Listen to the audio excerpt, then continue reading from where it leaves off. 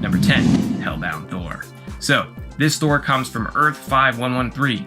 In this universe, also known as the Dormammu-verse. Yes, Dormammu, as in the Doctor Strange villain. In this universe, Dormammu is the ruler and has turned a lot of heroes that we know and love into his minions. That includes Thor. Seriously, Thor looks very, very scary here. He wasn't in a lot of the story, but his brief appearance was memorable enough for people to remember how creepy he was. He had his classic suit, but with a demon face and all of his normal powers. Just let that sink in. Demon face Thor. Creepy. Number 9, Pre-Banished Thor. So, okay, let me explain. So Pre-Banished Thor isn't scary for his look. It's more of his actions. He was a cocky guy that didn't care about anyone but himself. He started wars, killed a lot of people, let a lot of people die. Ultimately, he did pay the price for all of it, but the cool thing about that is that it forced Thor to grow as a character. He has evolved so much over the years and that is really satisfying to read or, even watch in the movies. In the movies, just look at him in Thor 1 versus him in Thor Ragnarok. His journey through those movies has been amazing, and it feels like a completely different character. Even his arc in Avengers Endgame was interesting, showing that even though he's a god, he's not perfect. And even though he was sad and depressed, he was always still worthy, and I absolutely love that. Number 8, Ultimate Thor. I really just think a lot of the Ultimate Universe characters were just crazier than their original counterparts. And Thor, was really different from his original one. All the characters in the universe were just kind of like slightly exaggerated or just slightly crazier versions of themselves. I mean, Hulk ate people in the Ultimate Universe. Luckily, Thor didn't eat people, but he just still wasn't that same guy we know from the main 616 continuity. Number 7, Midgard's Final Doom. In 2018's Thor, we get a flip back and forth between a younger Thor and an older future Thor, king of Asgard, but also the last Asgardian left. No matter what this version of Thor does as well, it seems there is nothing he can do to prevent the Earth from dying. But that doesn't mean he's not going to stop trying. In issue number 6, his main threat is a future Doom who is also Sorcerer Supreme in this future timeline. King Thor is joined by his old pal, Phoenix Force Wolverine, who ends up sacrificing his life imbuing Mjolnir with the Phoenix Force in order to help King Thor defeat Doom and save the world. Well, try to save the world. As beautiful as the art is, the story itself is pretty grim. Grim, but spectacular. Number 6, Herald of Galactus Thor. On Earth 717, Thor became a Herald of Galactus, but he made a deal with him, which is why it happened. Galactus ended up going to Asgard, and let me tell you, it wasn't a friendly visit. And Thor quickly realizes that, and they kind of wouldn't be able to stop him. So, Thor decides to make a deal with him in order to save Asgard and the people in it. He makes a deal so that now he works for Galactus. It was an interesting story, but even though Galactus is super powerful, I feel like Thor would, of course, want to save everyone, but somehow he would just find a way to stop him without having to serve Galactus for eternity. I feel like that's just the Thor that I think about. Number 5, Revenger Thor. Yeah, it's called the Revengers because I'm getting revenge and you're getting revenge. Do you want revenge? Okay, so that quote was from Thor Ragnarok, but that version of the Revengers doesn't have any connections to Revenger Thor. But I just wanted to put that quote in there because, it was fun. Alrighty, so Revenger Thor comes from an alternate universe, Earth 10011, also known as the Cancerverse. In that universe, Thor is part of a team called the Revengers. And as you guessed, they are evil. They are basically the evil counterparts of the Avengers, which is kind of cool. They end up getting defeated by Thanos, which is also pretty crazy since they usually end up defeating him. But in this version, or this universe, Thanos is the hero, and he saves the day. Number 4, Rogue Thor. This version of Thor comes from Marvel's What If series. It was what if Rogue possessed the power of Thor. In this comic, Rogue absorbs Thor's powers, but by doing so, she ends up killing him, and then proceeds to go on a killing spree, killing tons of heroes and basically anyone that tried to oppose her. But then the spirit of Thor ends up convincing her to use her powers for good. She does. So I guess in a way it ends up working out. I mean, it does kind of suck for Thor. I mean, he did die, and so did a lot of other people. Good thing it was a What If series, and it didn't actually happen in main continuity, because that would just be depressing. Number 3, the Devourer King. This is the first arc in Donny Cates' Thor run, which just started earlier this year in January of 2020. The series started off with completely giving him a new dark look and dark and immensely powerful villain to go along with this look, who we'd see fully revealed at the end of issue number 4, the Black Winter, also known as the Star Plague. egg. The Black Winter is the cosmic force that was known for wiping out the entire universe prior to the one that we have now, way back when Galen became Galactus. In fact, Thor is even forced to team up with Galactus in order to take on the Black Winter, and the frightening thing is, by comparison, both of these characters appear small, standing next to the celestial shadow of a monster that is the Black Winter. And also, Thor is pretty OP at this point, so that's something. Number 2. Zombie Thor. Zombie Thor comes from the Marvel Zombie series that was written by Robert Kirkman, who of course is famous for creating The Walking Dead. On Earth 2149, a zombie virus ends up infecting almost all the heroes and villains in the Marvel Universe. Of course, one of those is none other than Thor. All of the heroes were scary as zombies, but Thor was an undead god, and a zombie god is a terrifying sight. Also, since he was dead, he was no longer worthy of his trusty hammer Mjolnir. He ended up creating another one, but I thought it was a really cool little detail and made for an even more interesting story. Number 1, Venom Thor. This one is terrifying.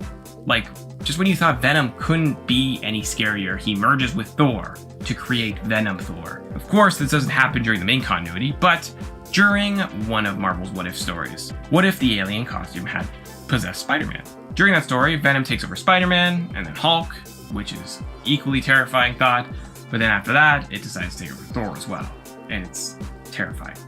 Like seeing Venom with the hammer and have long hair, it's not a pretty sight. And Venom is super powerful because he retains all the abilities of the people that he has taken over. So he is basically unstoppable at that point. Number 10, Old King Phoenix Thor. So some people say that this would probably be the most powerful version of Thor. And oh boy, it's probably true. Imagine Thor with his own powers, but also the power of the Phoenix Force. That's when you get Old King Phoenix Thor, who just also looks really, really cool. This Thor is a lot older and wiser, but ends up getting defeated by Wolverine, who was harnessing the power of the Phoenix Force. But then Wolverine ends up getting killed by Dr. Doom, and it is given to Thor. And I mean, the rest is history. Number 9, Rogue Thor. Okay, so this version of Thor comes from Marvel's What If series. Something a lot of fans will become a lot more familiar with because they're making a Disney Plus series about it, with MCU characters, which will actually be really cool. So, this one tells a story about what if Rogue, the X-Men, had the powers of Thor. In this story, Rogue ends up killing Thor by absorbing his powers and then kind of goes evil. I mean, she goes on a killing spree, killing a lot of people. It's not all bad though. She doesn't stay evil forever. I mean, the spirit of Thor eventually convinces her to use her powers for good, and she does. But come on, she went crazy, and it happened. But just not in the main continuity, of course, because that would just be really, really dark. Number 8, Frost Giant Thor. Okay, so Frost Giant Thor comes from Marvel's What If series, and during it, it presents the idea of what would have happened if Odin got killed by Laufey and raised Thor himself. Loki and Thor still are not really close in this version, but Loki's kind of the good guy. He wants to leave and go to Earth, but Thor doesn't want that and tries to stop him, and he accidentally ends up killing his mother, Frigga. Thor is devastated by what he's done and ends up letting Loki go, and Loki lives a nice life on Earth. I mean, it's pretty dark for Thor, but at least Loki got a happy ending this time. Number 7, Unworthy Thor. So this version of Thor is more of like a scary, cool kind of scary. Like, you don't want to mess with this guy. He just has that vibe. He had short hair, a massive battle axe, ripped clothes, and one arm. His one arm was chopped off by Malekith, and they replaced it with Black Uru. It made him look even just more badass. He even fought Thanos like that in one issue. And the Unworthy Thor has become a fan favorite series because it really broke Thor down and showed the man behind the hammer. Similar to what they did with him in the film Thor Ragnarok. They destroyed his hammer and showed us what Thor was like without it. He needed to realize that it wasn't the hammer giving him his power, but actually himself. Both were really cool stories. If you haven't read The Unworthy Thor, check it out, or if you haven't seen Thor Ragnarok, watch it, because it's awesome. Number 6, Thor Ryan. Sometimes Marvel and DC cross over. It happens, and one time they did, some of their heroes worked together. This was the case with Thor and Orion, to form Thor Ryan. He was super powerful, and get this, he is the son of Thanos. That's Thanos and Darkseid merged together. Like, that's so cool, and is probably the scariest villain combo you could ever have. But this isn't technically canon, it's in its own universe, but it was pretty cool to see. It's always a treat whenever Marvel and DC decide to work together. hopefully we see more of it in the future. Number 5. Thor vs. the mysterious radioactive man. This was a story about Thor that actually appeared in the original Journey into Mystery series. Yeah, not all dark stories need to come from present day comics, by the way. In fact, without likely realizing it at the time, some of the darkest moments in comics history have actually come to us from incredulously outdated moments way back in the past. Journey into Mystery gives us one such story and moment. In this comic, we see Thor attempt to take on villain Radioactive Man. In this issue, we find out Radioactive Man's backstory as a nuclear physicist from China who gained radioactive powers. He was then sent on a mission to New York to challenge and defeat Thor. The ending of the story is what is the dark part though. When Thor attempted to send Radioactive Man back to China in a tornado, which Radioactive Man explained would cause him to reach critical mass before he touched down, Thor showed no regard for the innocent lives that could be affected and destroyed by basically the nuclear bomb that Radioactive Man would become on impact. As far as he was concerned, that was Radioactive Man in China's problem, not his. Wow. And he says that in the comic too. Yikes. Number 4. Beta Ray Bill. Beta Ray Bill, a character that is very popular with fans and long overdue for a live action appearance. Beta Ray Bill is a character that is very popular with fans and long overdue for a live action appearance. If you are not familiar, Beta Ray Bill is an alien who was able to pick up Thor's hammer. No one was expecting it to happen, but it happened. He didn't keep it, obviously, but he did end up getting his own cool hammer. The whole thing started when Nick Fury sent Thor up to investigate a spaceship, and he ran into Beta Ray Bill, and the two of them were like, hey, fight. But during that fight, he picked up Thor's hammer. Now, he was teased in Thor Ragnarok, so maybe that means that the MCU is slowly leading up to an appearance? I mean, only time will tell, guys. Number 3. Revenger Thor. This Thor comes from an alternate universe, Earth 10011, also known as the Cancerverse, which we talked about earlier with Nova. Thor is part of a team called the Revengers, not to be confused with the team that Thor formed in Thor Ragnarok. This one is a corrupt version that resides in the Cancerverse. They are essentially an evil version of themselves and are the exact opposite of the Avengers. And something very interesting happens in this universe. They are eventually defeated, but you will never guess who's the one to do it. Thanos. Yep. Thanos is the one that saves the world in this version by defeating the Revengers. I mean, it's pretty funny and the complete opposite of what happens in main continuity, but I mean, it was interesting to see Thanos on the other side for once. Number 2, Venom Thor. Yep, this one is real, like no joke. Venom Thor. Man, just the name is terrifying because you know Venom Thor is a deadly combo, but like Rogue Thor and all the other ones, this one happens during one of Marvel's What If stories. What if the alien costume had possessed Spider-Man? In this story, Venom takes over Spider-Man, but then continues to take him over, and then Hulk. But of course, he doesn't stop there. He's like, maybe I should take over some more heroes. And he decides to take over Thor. Venom takes over Thor and gets all of his powers. I mean, imagine if this happened in the main continuity. Venom would be virtually unstoppable because he retains all of the powers he takes. So he would have the powers of Spider-Man, Hulk, and Thor. Who would be able to stop him? No one. He would just rule the earth forever. Number 1, Unworthy Thor. This is one of the coolest versions of Thor, like ever. The reason he is so different is because this is Thor when he is unworthy of Mjolnir. He has short hair, a massive battle axe, ripped clothes, and one arm. His other arm was chopped off by Malekith and replaced with Black Uru. This look was part of the inspiration for Thor's look in the film Thor Ragnarok, which was freaking amazing. This story really breaks Thor down and shows who he is without the hammer. Honestly, it really works, and stories like this help characters grow. And Thor, or known as Son, learns a lot of valuable lessons during this arc, and becomes a better hero for it. I mean, he even fought Thanos during this comic, and it was pretty damn epic. Thor is just so cool. I can't wait to see where Marvel takes him next. Number 10, Infinity. While Infinity is a story that is much bigger than Thor himself, his role in this story was pretty dark. He was forced to destroy a builder, blowing a clean hole through this alien creature. Thor was sent as Earth's emissary to negotiate their surrender and bow down to the will of the builders. But in reality, the Avengers had a trick up their sleeve and double-crossed the alien race who threatened the existence of the Earth and many other planets. Thor summoned his hammer Mjolnir from far away, smashing a hole clean through the builder's chest and proving just how terrifying of a foe he can be when needed, and how when needed, Thor will not hesitate to kill his opponents, like some other heroes might. After smashing a hole through the builder's chest, he finished them off with a hammer to the head. Splat. Number 9, if he be worthy. Dark stories usually come out of times when Thor is no longer worthy, and this is also one of those times. This story kicked off the 2014 run of Thor, where Thor lost his arm in a fight with Malekith. We were also first introduced to the initially mysterious Lady Thor in this issue, who was deemed worthy when it came to wielding Mjolnir and retrieving it from the moon, where it remained when no other Asgardians seemed able to lift it. Thor's loss of his arm would lead to him being very depressed for quite a while, and would in this case add injury to insult, as he was already reeling emotionally from being unable to retrieve Mjolnir. Although he would eventually get a sweet black Uru arm crafted because Odin refused to accept an armless son. Kinda rude. And likely added more stress to Thor to hear his dad say that. Sounds like, I'm not gonna have a son that's useless. Whoa, whoa, whoa. Just because he lost an arm he's useless? Rude. Number 8. Sundown. This story is both beautiful and dark, heart-wrenching and bright all at once. It's tragic. And hey, just because the story is dark doesn't mean it can't feature electric and bright colors, which of course in this issue comes from the amazing Matthew Wilson. Sheesh, I love this guy's colors. They're always so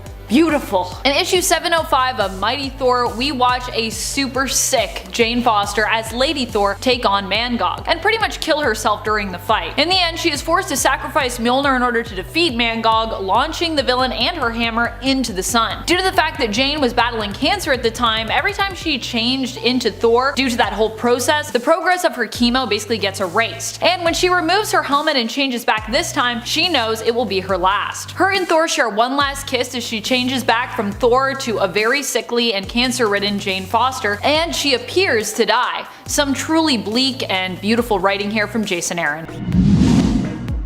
Number 7. Hellbound Thor. Hellbound Thor isn't from Marvel's main Earth. He comes from Earth 5113, or also known as the Dormammuverse, which is named after, yes, Dormammu from Doctor Strange. In this universe, Dormammu is the ruler and has turned Thor, plus a lot of other famous Marvel heroes, into his minions, who will do anything for him. They all have new looks, and this version of Thor is very, very different. He's like really straight up scary. Now, he wasn't a big part of this story, so there's not a lot of information about him, but look-wise, he has his classic suit, but with a demon face, but he has all of his normal powers. Number 6. Thor First Thunder. Near the end of this story, Thor gives into warrior madness, and we see just how destructive Thor can be when his rage is left unchecked. He wreaks havoc on Manhattan, nearly killing Spider-Man and the Fantastic Four, as well as Jane Foster, while working in tandem alongside his brother Loki. In the end, he regains his senses, but for a while there, it was looking like Thor would have destroyed it all, burned it all, and blown it all down with his mighty power. You do not want to mess with an angry Thor, I'll tell you that much. Number 5. Beta Ray Bill. Beta Ray Bill has become a massive fan favorite. He was an alien that was able to pick up Thor's hammer.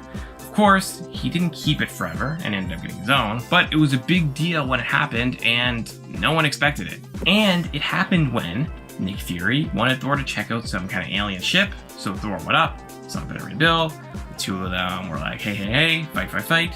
But during the fight, he picked up Thor's hammer. And since then, he's amassed a really big fan base. People really like him, and they still hope that one day we will see him brought to the big screen.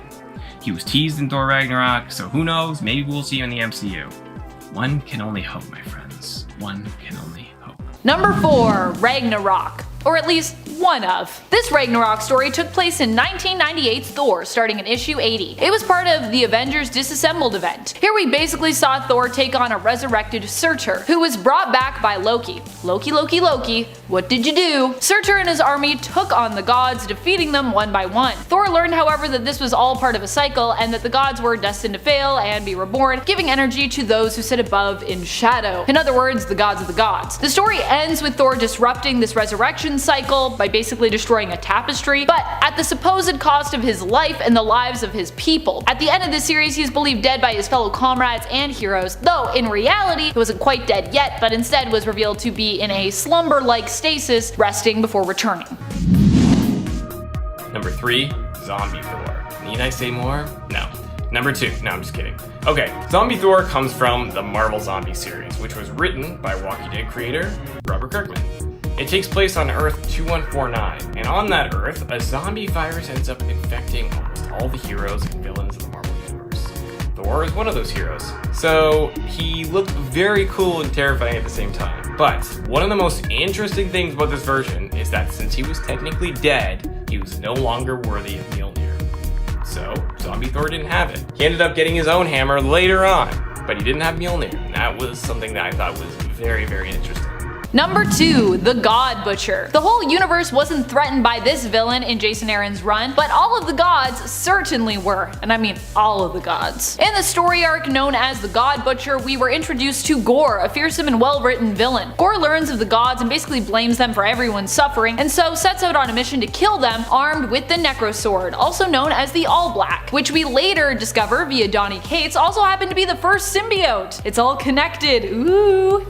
Which I love. Gorr at one point also threatened all of the gods' existence with his own god bomb as well, which would kill all gods across all timelines and realities. A pretty scary reality for someone like Thor. Number 1, the mighty Thor, Lord of Asgard. Or I guess you could just call it Lord of Asgard. I think we all know what we're talking about when we say that. This story quickly becomes quite dark. Thor ends up taking over for Odin as king of Asgard after his father is killed in a battle by Surtur. In this story, we saw Thor not only command Asgard but also decide to conquer and rule over Midgard, aka Earth. Those who oppose his rule are severely punished, locked away, or killed, and Thor basically becomes a tyrant. He also marries Enchantress and has a son with her. Eventually he realizes how awful his actions have been and how wrong he was when his son Magni, who has fallen in love with a human woman, confronts him. In the end, Thor decides the best course of action is to change the timeline so that none of this ever happened, erasing this bleak story and therefore causing it to be considered an alternate timeline in retrospect.